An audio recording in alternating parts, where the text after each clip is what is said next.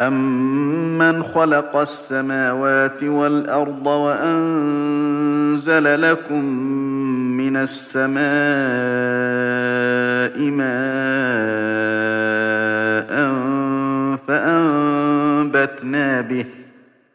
فَأَنبَتْنَا بِهِ حَدَائِقَ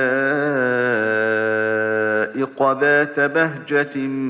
مَّا كَانَ لَكُمْ أَن تُنبِتُوا شَجَرَهَا ۗ أَإِلَٰهٌ مَّعَ اللَّهِ ۚ بَلْ هُمْ قَوْمٌ يَعْدِلُونَ أَمَّن جَعَلَ الْأَرْضَ قَرَارًا وَجَعَلَ خِلَالَهَا أَنْهَارًا وَجَعَلَ لَهَا رَوَاسِيَ وَجَعَلَ بَيْنَ الْبَحْرَيْنِ حَاجِزًا ۗ أَإِلَٰهٌ مَّعَ اللَّهِ ۚ بَلْ أَكْثَرُهُمْ لَا يَعْلَمُونَ أَمَّن يُجِيبُ الْمُضْطَرَّ إِذَا دَعَاهُ وَيَكْشِفُ السُّوءَ وَيَجْعَلُكُمْ خُلَفَاءَ الْأَرْضِ ۗ أَإِلَٰهٌ مَّعَ اللَّهِ ۚ قَلِيلًا مَّا تَذَكَّرُونَ أَمَّن يَهْدِيكُمْ فِي ظُلُمَاتِ الْبَرِّ وَالْبَحْرِ وَمَن يُرْسِلُ الرِّيَاحَ بُشْرًا بَيْنَ يَدَيْ رَحْمَتِهِ ۗ أَإِلَٰهٌ مَّعَ اللَّهِ ۚ تَعَالَى اللَّهُ عَمَّا يُشْرِكُونَ أَمَّن يَبْدَأُ الْخَلْقَ ثُمَّ يُعِيدُهُ وَمَن يَرْزُقُكُم مِّنَ السَّمَاءِ وَالْأَرْضِ ۚ أَإِلَٰهٌ مَّعَ اللَّهِ ۚ قُلْ هَاتُوا بُرْهَانَكُمْ إِن كُنتُمْ صَادِقِينَ قُل لَّا يَعْلَمُ مَن فِي السَّمَاوَاتِ وَالْأَرْضِ الْغَيْبَ إِلَّا اللَّهُ ۚ وَمَا يَشْعُرُونَ أَيَّانَ يُبْعَثُونَ بَلِ ادَّارَكَ عِلْمُهُمْ فِي الْآخِرَةِ بَلْ هُمْ فِي شَكٍّ مِّنْهَا بَلْ هُم مِّنْهَا عَمُونَ وَقَالَ الَّذِينَ كَفَرُوا أَإِذَا كُنَّا تُرَابًا وَآبَاؤُنَا أَإِنَّا لَمُخْرَجُونَ لَقَدْ وُعِدْنَا هَٰذَا نَحْنُ وَآبَاؤُنَا مِن قَبْلُ إِنْ هَٰذَا إِلَّا أَسَاطِيرُ الْأَوَّلِينَ قُلْ سِيرُوا فِي الْأَرْضِ فَانظُرُوا كَيْفَ كَانَ عَاقِبَةُ الْمُجْرِمِينَ وَلَا تَحْزَنْ عَلَيْهِمْ وَلَا تَكُن فِي ضَيْقٍ مِّمَّا يَمْكُرُونَ وَيَقُولُونَ مَتَىٰ هَٰذَا الْوَعْدُ إِن كُنتُمْ صَادِقِينَ قُلْ عَسَىٰ أَن يَكُونَ رَدِفَ لَكُم بَعْضُ الَّذِي تَسْتَعْجِلُونَ وَإِنَّ رَبَّكَ لَذُو فَضْلٍ عَلَى النَّاسِ وَلَٰكِنَّ أَكْثَرَهُمْ لَا يَشْكُرُونَ وَإِنَّ رَبَّكَ لَيَعْلَمُ مَا تُكِنُّ صُدُورُهُمْ وَمَا يُعْلِنُونَ وَمَا مِنْ غَائِبَةٍ فِي السَّمَاءِ وَالْأَرْضِ إِلَّا فِي كِتَابٍ مُّبِينٍ هذا القرآن يقص على بني إسرائيل أكثر الذي هم فيه يختلفون وإنه لهدى ورحمة للمؤمنين إن ربك يقضي بينهم بحكمه وهو العزيز العليم فتوكل على الله إنك على الحق المبين إنك لا تسمع الموتى ولا تسمع الصم الدعاء إذا ولوا مدبرين وما أنت بهاد العمي عن ضلالتهم إن تسمع إلا من يؤمن بآياتنا فهم مسلمون وإذا وقع القول عليهم أخرجنا لهم دابة من الأرض تكلمهم أن الناس كانوا بآياتنا لا يوقنون ويوم نحشر من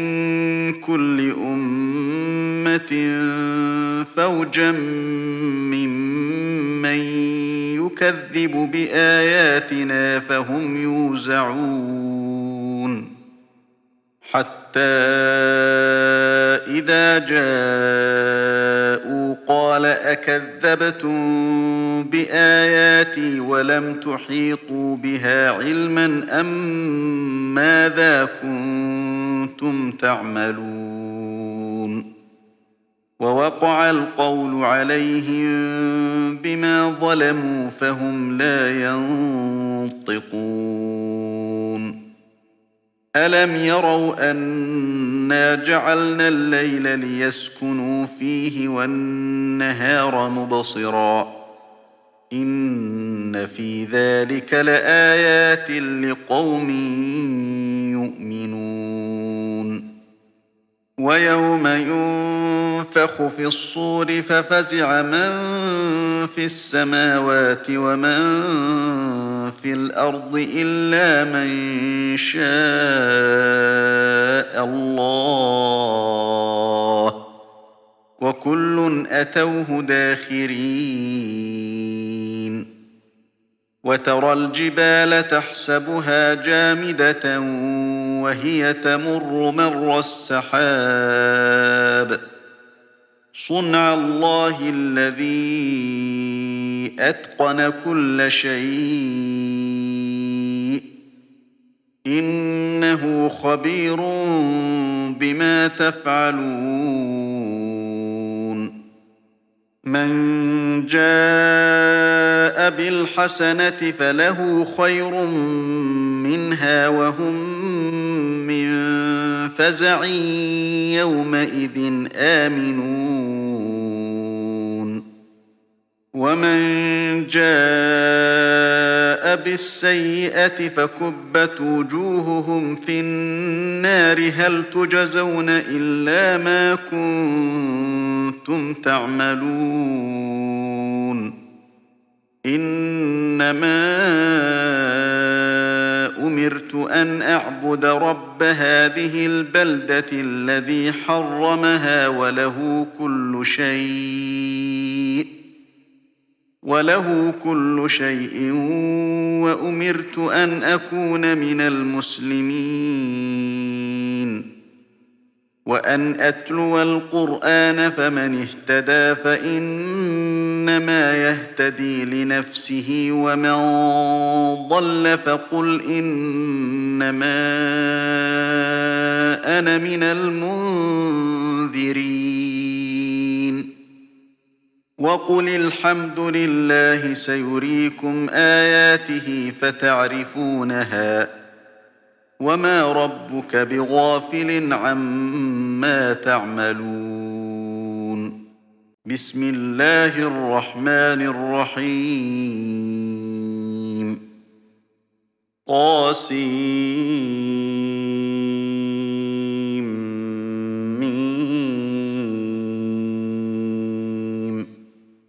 تلك آيات الكتاب المبين نتلو عليك من نبأ موسى وفرعون بالحق لقوم يؤمنون إن فرعون علا في الأرض وجعل أهلها شيعا يستضعف طائفة منهم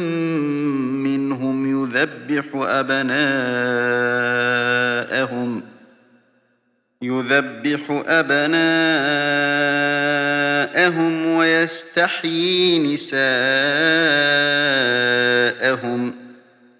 إنه كان من المفسدين ونريد أن نمن على الذين استضعفوا في الأرض ونجعلهم أئمة ونجعلهم الوارثين ونمكن لهم في الأرض ونري فرعون وهامان وجنودهما منهم ما كانوا يحذرون وأوحينا إلى أم موسى أن أرضعيه فإذا خفت عليه فألقيه في اليم ولا تخافي ولا تحزني إنا رادوه إليك وجاعلوه من المرسلين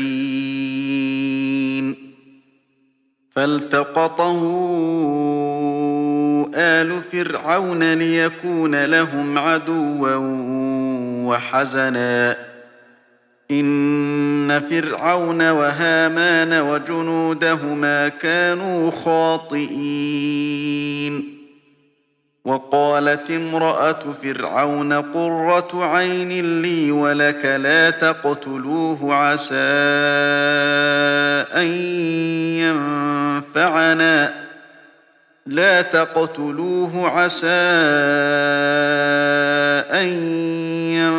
ينفعنا أو نتخذه ولدا وهم لا يشعرون وأصبح فؤاد أم موسى فارغا إن كادت لتبدي به لولا أن ربطنا على قلبها لتكون من المؤمنين وقالت لأخته قصيه فبصرت به عن جنب وهم لا يشعرون وحرمنا عليه المراضع من قبل فقالت هل أدلكم على أهل بيت يكفلونه لكم وهم له ناصحون فرددناه إلى أمه كي تقر عينها ولا تحزن ولتعلم أن وعد الله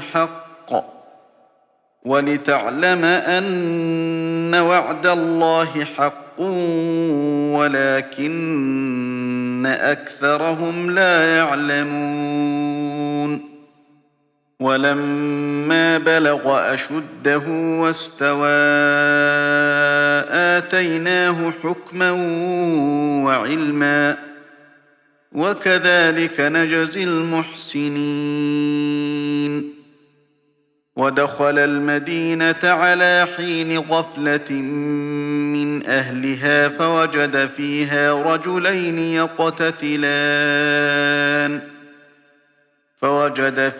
رجلين يقتتلان هذا من شيعته وهذا من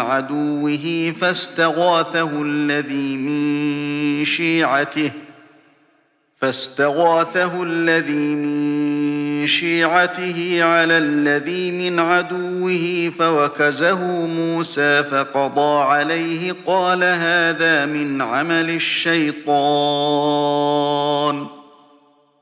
هذا من عمل الشيطان إنه عدو مضل مبين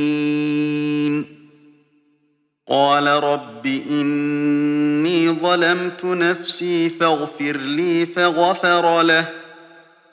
إنه هو الغفور الرحيم قال رب بما أنعمت علي فلن أكون ظهيرا للمجرمين فأصبح في المدينة خائفا يترقب فإذا الذي استنصره بالأمس يستصرخه قال له موسى إنك لغوي مبين فلما أن أراد أن يبطش بالذي هو عدو لهما قال يا موسى أتريد أن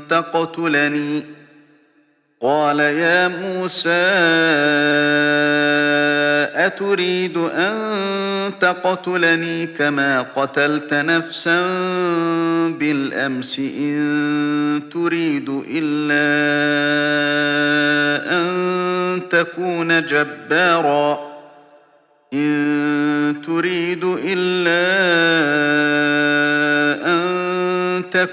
جبارا في الأرض وما تريد أن تكون من المصلحين وجاء رجل من أقصى المدينة يسعى قال يا موسى إن الملأ يأتمرون بك ليقتلوك فاخرج إني لك من الناصحين فخرج منها خائفا يترقب قال رب نجني من القوم الظالمين ولما توجه تلقاء مدين قال عسى ربي أن يهديني سواء السبيل ولما ورد ماء مدين وجد عليه أمة من الناس يسقون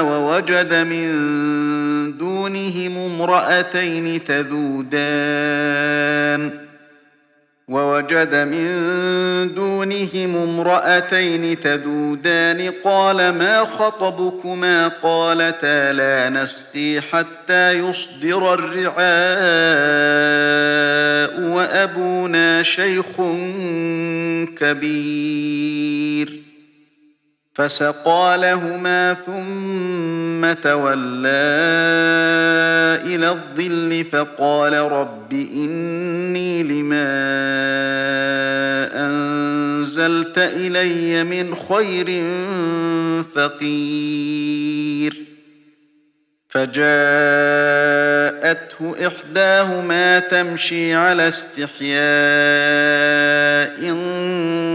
قالت إن أبي يدعوك ليجزيك أجر ما سقيت لنا فلما جاءه وقص عليه القصص قال لا تخف نجوت من القوم الظالمين قالت إحداهما يا أبت استأجره إن خير من استأجرت القوي الأمين قال إني أريد أن أنكحك إحدى ابنتي هاتين على أن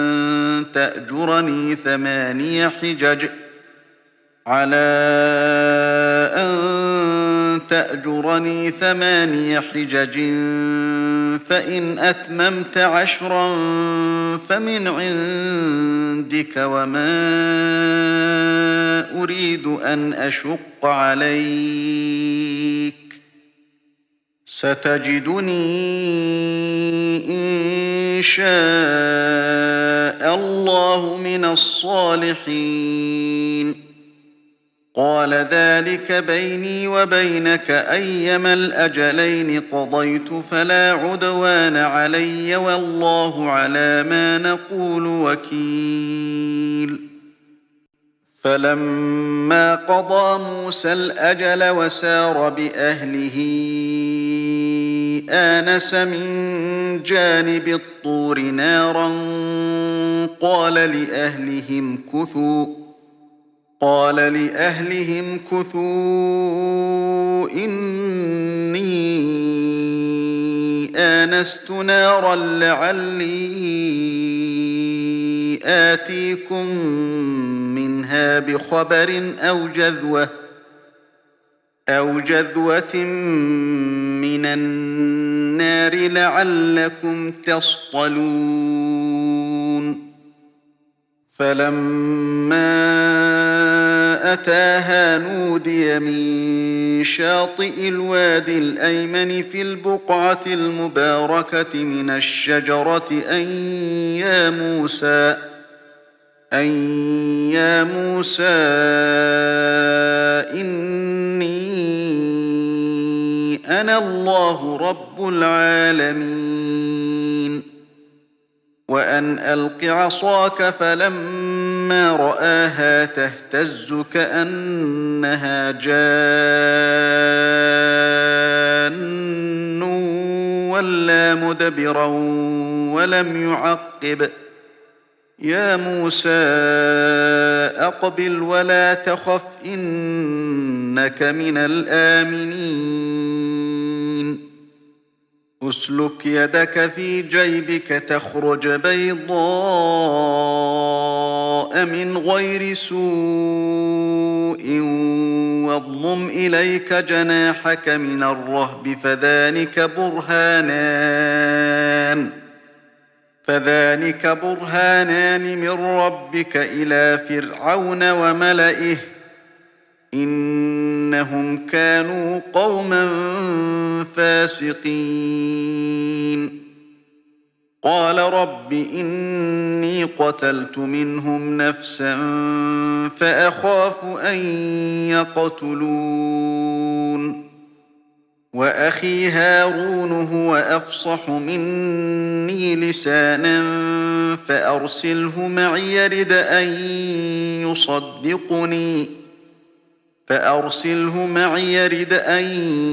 يصدقني إني أخاف أن يكذبون قال سنشد عضدك بأخيك ونجعل لكما سلطانا فلا يصلون إليكما بآياتنا أنتما ومن اتبعكما الغالبون فلما جاءهم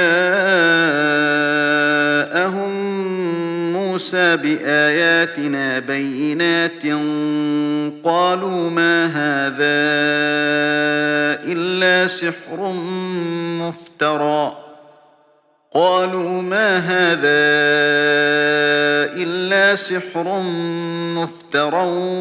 وما سمعنا بهذا في آبائنا الأولين وقال موسى ربي أعلم بمن جاء بالهدى من عنده ومن تكون له عاقبة الدار ومن تكون له عاقبة الدار إنه لا يفلح الظالمون. وقال فرعون يا أيها الملأ ما علمت لكم من إله غيري فأوقد لي يا هامان على الطين فاجعل لي صرحا لعلي أطلع إلى إله موسى وإني لأظنه من الكاذبين. واستكبر هو وجنوده في الأرض بغير الحق وظنوا أنهم إلينا لا يرجعون. فأخذناه وجنوده فنبذناهم في اليم فانظر كيف كان عاقبة الظالمين. وجعلناهم أئمة يدعون إلى النار ويوم القيامة لا ينصرون. وأتبعناهم في هذه الدنيا لعنة ويوم القيامة هم من المقبوحين. ولقد آتينا موسى الكتاب من بعد ما أهلكنا القرون الأولى بصائر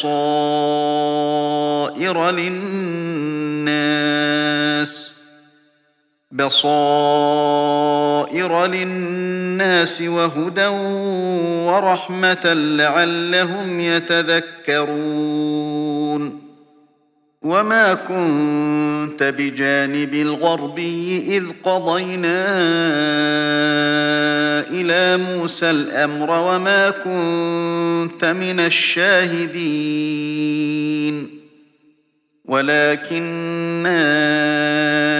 أنشأنا قرونا فتطاول عليهم العمر وما كنت ثاويا في أهل مدين تتلو عليهم آياتنا ولكننا كنا مرسلين.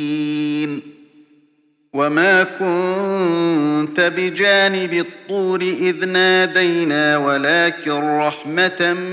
من ربك لتنذر قوما ما أتاهم من نذير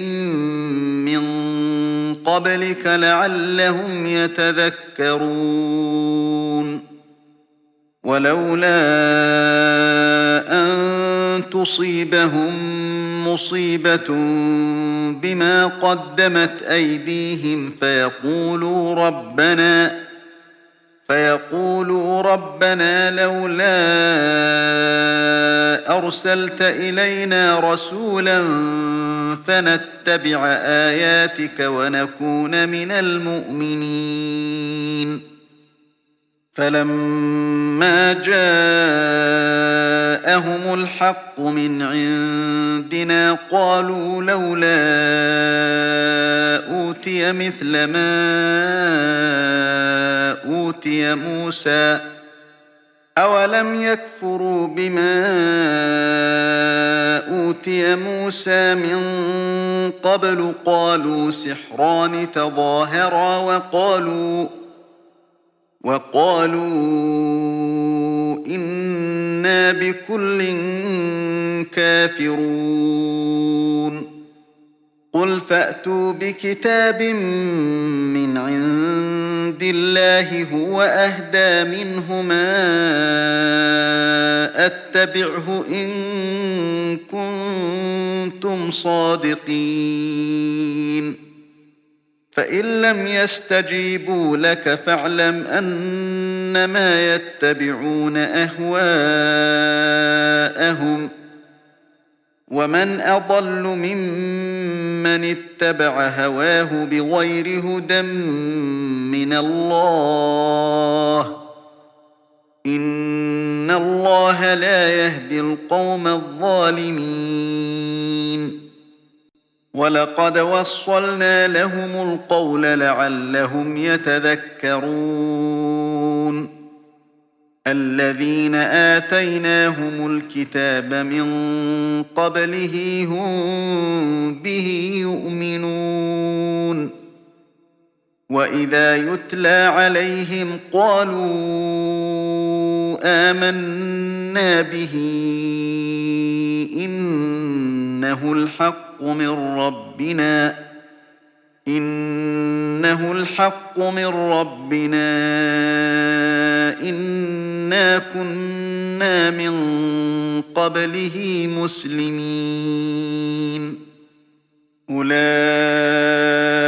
يؤتون أجرهم مرتين بما صبروا ويدرؤون بالحسنة السيئة ومما رزقناهم ينفقون وإذا سمعوا اللغو أعرضوا عنه وقالوا لنا أعمالنا ولكم أعمالكم سلام عليكم لا نبتغي الجاهلين إنك لا تهدي من أحببت ولكن الله يهدي من يشاء وهو أعلم بالمهتدين وقالوا إن نتبع الهدى معك نتخطف من أرضنا أولم نمكن لهم حرما آمنا يجبى إليه ثمرات كل شيء رزقا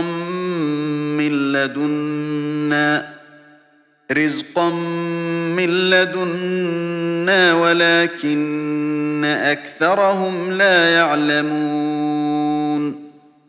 وكم أهلكنا من قرية بطرت معيشتها فتلك مساكنهم لم تسكن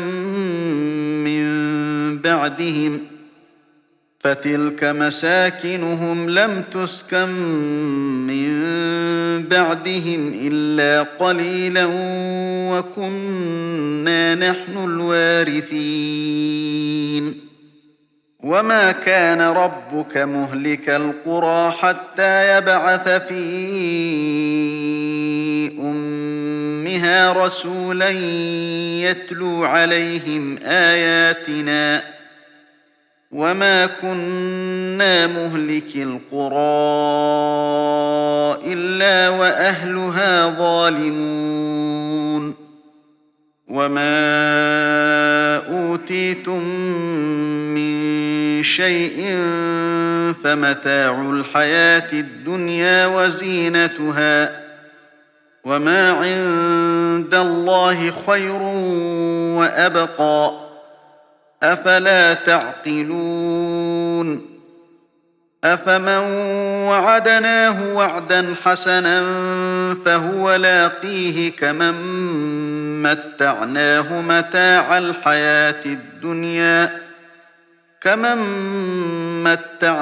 متاع الحياة الدنيا ثم هو يوم القيامة من المحضرين ويوم يناديهم فيقول أين شركائي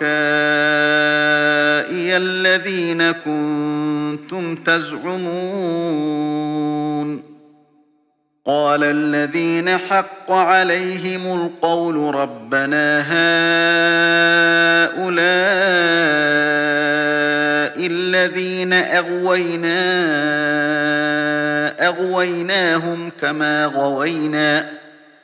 أغويناهم كما غوينا تبرأنا إليك ما كانوا إيانا يعبدون وقيل ادعوا شركاءكم فدعوهم فلم يستجيبوا لهم ورأوا العذاب لو أنهم كانوا يهتدون ويوم يناديهم فيقول ماذا أجبتم المرسلين فعميت عليهم الأنباء يومئذ فهم لا يتساءلون فأما من تاب وآمن وعمل صالحا فعسى أن يكون من المفلحين وربك يخلق ما يشاء ويختار ما كان لهم الخيرة سبحان الله وتعالى عما يشركون وربك يعلم ما تكن صدورهم وما يعلنون وهو الله لا إله إلا هو له الحمد في الأولى والآخرة وله الحكم وإليه ترجعون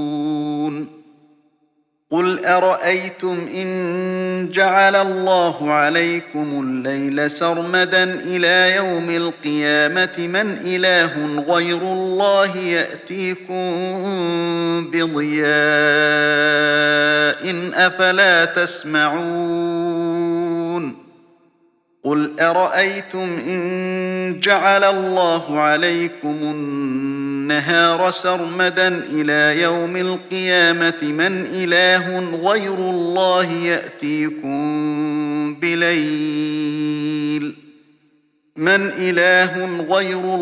يأتيكم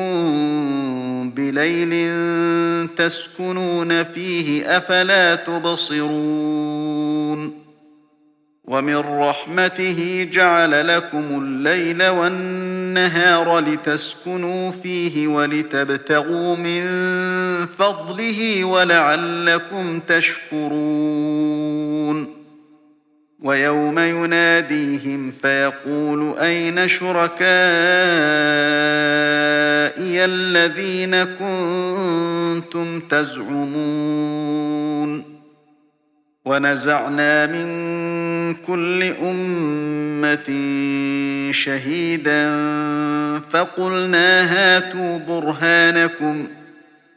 فقلنا هاتوا برهانكم فعلموا أن الحق لله وضل عنهم ما كانوا يفترون إن قارون كان من قوم موسى فبغى عليهم وآتيناه من الكنوز ما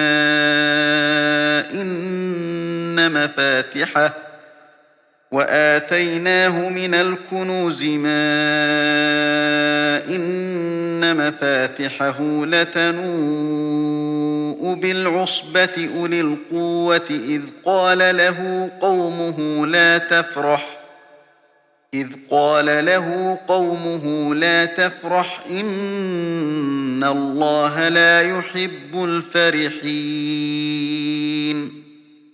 وابتغ فيما آتاك الله الدار الآخرة ولا تنس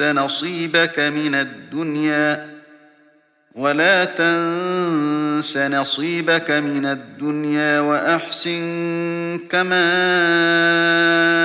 أحسن الله إليك ولا تبغ الفساد في الأرض إن الله لا يحب المفسدين قال إنما أوتيته على علم عندي أولم يعلم أن الله قد أهلك من قبله من القرون من هو أشد منه قوة وأكثر جمعا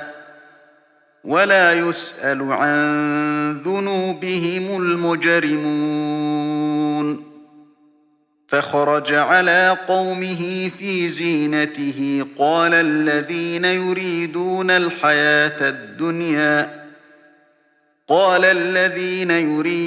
الحياة الدنيا يا ليت لنا مثل ما أوتي قارون إنه لذو حظ عظيم. وقال الذين أوتوا العلم ويلكم ثواب الله خير لمن آمن وعمل صالحا ولا يلقاها إلا الصابرون. فخسفنا به وبداره الأرض فما كان له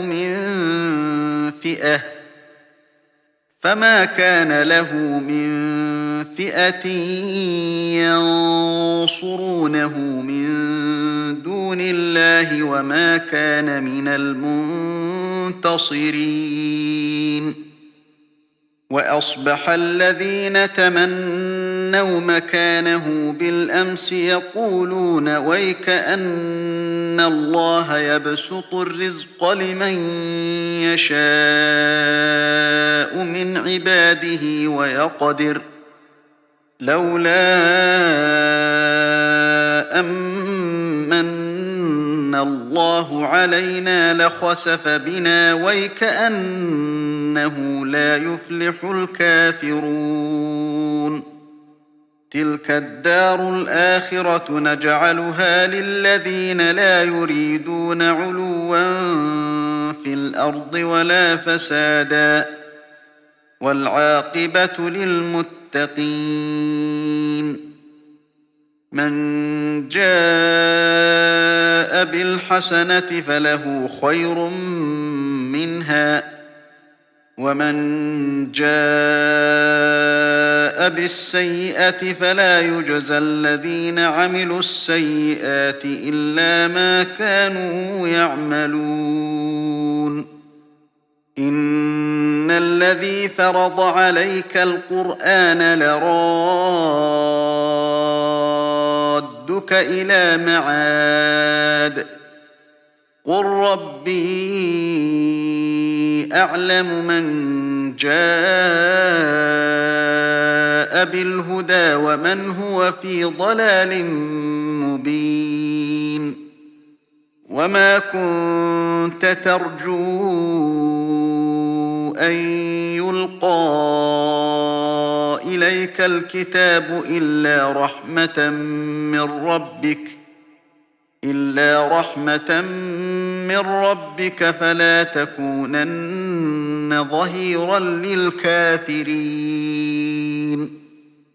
ولا يصدنك عن آيات الله بعد إذ أنزلت إليك وادع إلى ربك ولا تكونن من المشركين. ولا تدع مع الله إلها آخر لا إله إلا هو كل شيء هالك إلا وجهه له الحكم وإليه ترجعون. بسم الله الرحمن الرحيم. ألف لام ميم. أحسب الناس أن يتركوا أن يقولوا آمنا وهم لا يفتنون. ولقد فتنا الذين من قبلهم فليعلمن الله الذين صدقوا وليعلمن الكاذبين. أم حسب الذين يعملون السيئات أن يسبقونا ساء ما يحكمون. من كان يرجو لقاء الله فإن أجل الله لآت وهو السميع العليم ومن جاهد فإنما يجاهد لنفسه إن الله لغني عن العالمين والذين آمنوا وعملوا الصالحات لنكفرن عنهم سيئاتهم ولنجزينهم أحسن الذي كانوا يعملون ووصينا الإنسان بوالديه حسنا وإن جاهداك لتشرك بي ما ليس لك به علم فلا تطعهما إلي مرجعكم فأنبئكم بما كنتم تعملون والذين آمنوا وعملوا الصالحات لندخلنهم في الصالحين ومن الناس من يقول آمنا بالله فإذا أوذي في الله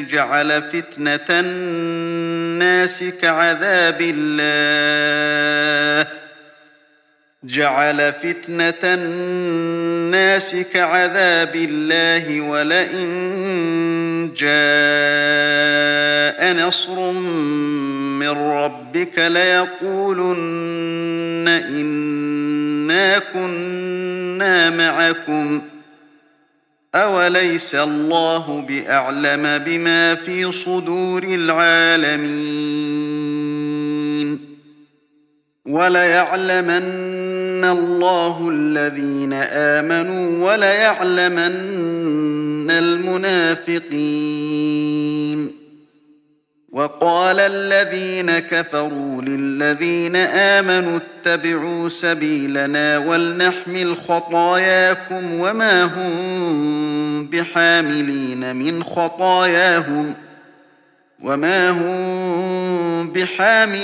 من خطاياهم من شيء إنهم لكاذبون وليحملن أثقالهم وأثقالا مع أثقالهم وليسألن يوم القيامة عما كانوا يفترون ولقد أرسلنا نوحا إلى قومه فلبث فيهم 1000 سنة إلا 50 عاما فأخذهم الطوفان وهم ظالمون فأنجيناه وأصحاب السفينة وجعلناها آية للعالمين وإبراهيم إذ قال لقومه اعبدوا الله واتقوه ذلكم خير لكم إن كنتم تعلمون إنما تعبدون من دون الله أوثانا وتخلقون إفكا إن الذين تعبدون من دون الله لا يملكون لكم رزقا فابتغوا عند الله الرزق واعبدوه واشكروا له إليه ترجعون وإن تكذبوا فقد كذب من قبلكم وما على الرسول إلا البلاغ المبين أولم يروا كيف يبدئ الله الخلق ثم يعيده إن ذلك على الله يسير قل سيروا في الأرض فانظروا كيف بدأ الخلق ثم الله ينشئ النشأة الآخرة إن الله على كل شيء قدير يعذب من يشاء ويرحم من يشاء وإليه تقلبون وما أنتم بمعجزين في الأرض ولا في السماء وما لكم من دون الله من ولي ولا نصير والذين كفروا بآيات الله ولقائه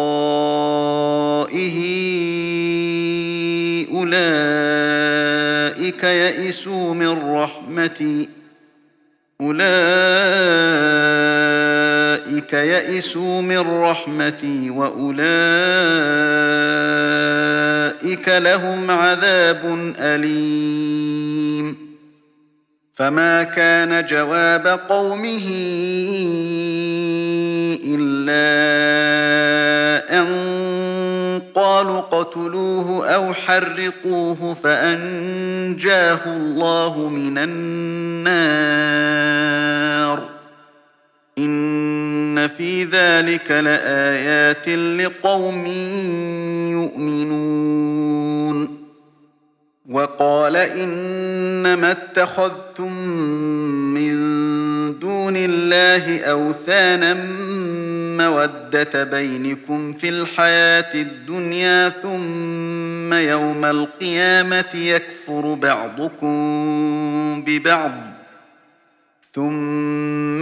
القيامة يكفر بعضكم ببعض ويلعن بعضكم بعضا ومأواكم النار وما لكم من ناصرين فآمن له لوط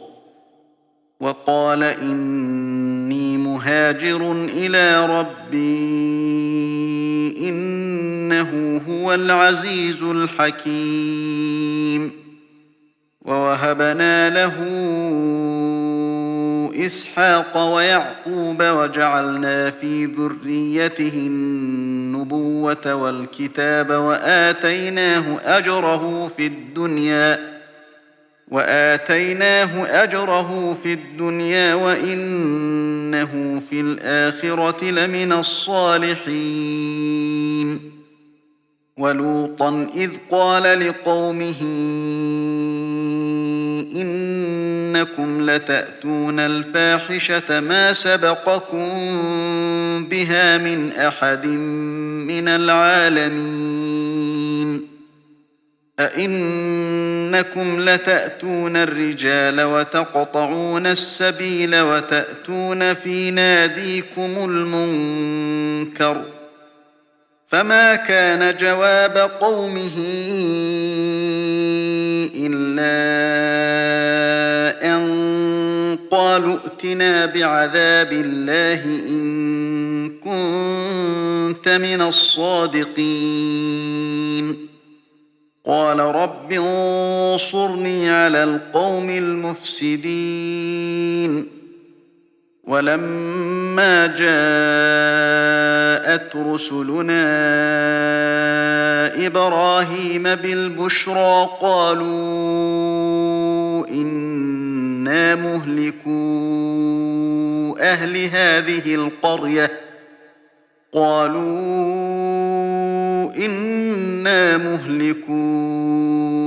أهل هذه القرية إن أهلها كانوا ظالمين قال إن فيها لوطا قالوا نحن أعلم بمن فيها لننجينه وأهله إلا امرأته كانت من الغابرين ولما أن جاءت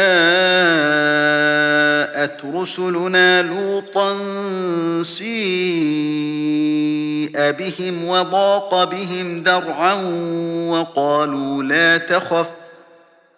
وقالوا لا تخف ولا تحزن إنا منجوك وأهلك إلا امرأتك كانت من الغابرين إنا منزلون على أهل هذه القرية رجزا من السماء بما كانوا يفسقون ولقد تركنا منها آية بينة لقوم يعقلون وإلى مدين أخاهم شعيبا فقال يا قوم اعبدوا الله وارجوا اليوم الآخر ولا تعثوا في الأرض مفسدين فكذبوه فأخذتهم الرجفة فأصبحوا في دارهم جاثمين وعادا وثمود وقد تبين لكم من مساكنهم وزين لهم الشيطان أعمالهم فصدهم عن السبيل وكانوا مستبصرين وقارون وفرعون وهامان ولقد جاءهم موسى بالبينات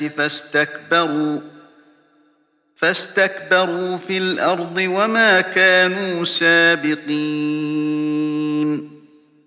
فكلا أخذنا بذنبه فمنهم من أرسلنا عليه حاصبا ومنهم من أخذته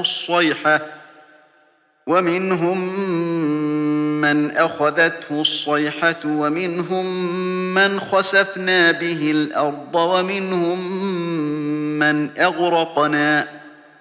وما كان الله ليظلمهم ولكن كانوا أنفسهم يظلمون مثل الذين اتخذوا من دون الله أولياء كمثل العنكبوت اتخذت بيتا وإن أوهن البيوت لبيت العنكبوت لو كانوا يعلمون إن الله يعلم ما يدعون من دونه من شيء وهو العزيز الحكيم وتلك الأمثال نضربها للناس وما يعقلها إلا العالمون خلق الله السماوات والأرض بالحق إن في ذلك لآية للمؤمنين